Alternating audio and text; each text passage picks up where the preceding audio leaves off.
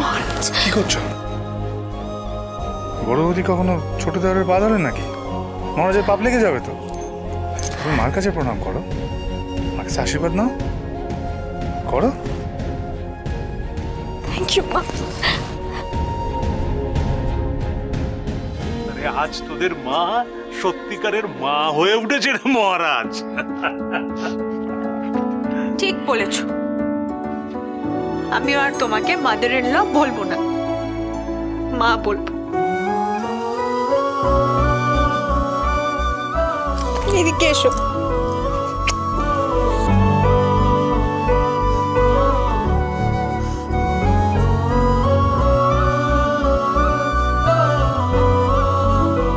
আমার মায়ের মুখার্জি বাড়ি আজ এক হলো, আর আমার স্বপ্ন পূর্ণ হলো। এবার সবাই শান্তি পাবে ভাই।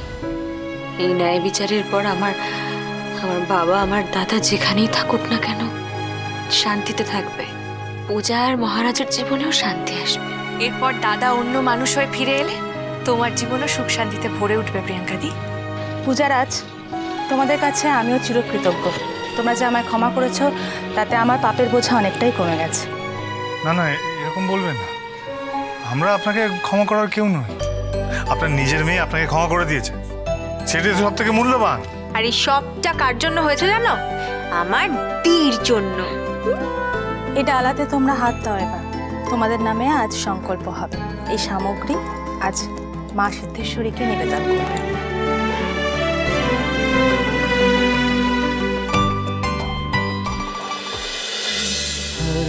বাবা, তোমরা এলে আমার সব।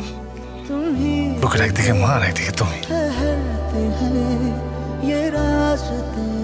জয় মা সিদ্ধেশ্বরী, তুমি সহায়। দেখো মা, ওর সাথে মায়ের এই অটুট বন্ধন যেন সারা জীবন এভাবেই বজায় থাকে।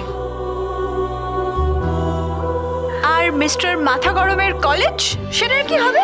শোনো, পূজা যেমন সেকেন্ড ইয়ার থেকে পড়াশোনা শুরু করছে, তেমন আমারও কালকে পড়াশোনা শুরু, বুঝেছো চিয়া দা এঞ্জেল? তবে ওই ফার্স্ট ইয়ার। তাহলে তোর বন্ধু জুনিয়র। বেশ বাঁকা তুই। হ্যাঁ, দেখ দেখ। তুমি সরে যাও না, তুমি সরো। স্যারকে জুনিয়র বলা? হ্যাঁ, স্যারের আসল পরিচয় জানলে না, স্যার জুনিয়র না কি সেটা কিন্তু। কি কি বলছিস? তোর ব্যাটারি বেশি চার্জ হয়ে গেছে নাকি? না ব্যাটারি কি বললে? ও কিছু বলেইনি। আরে দাঁড়াও তো, চুপ করো তো। ওনার পরিচয় আবার কি?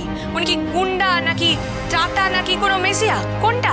ক্রমশ প্রকাশ্য, এখন বলা যাবে না। দাঁড়াও।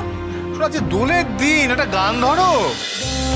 মেলে যাব যত সে কলবে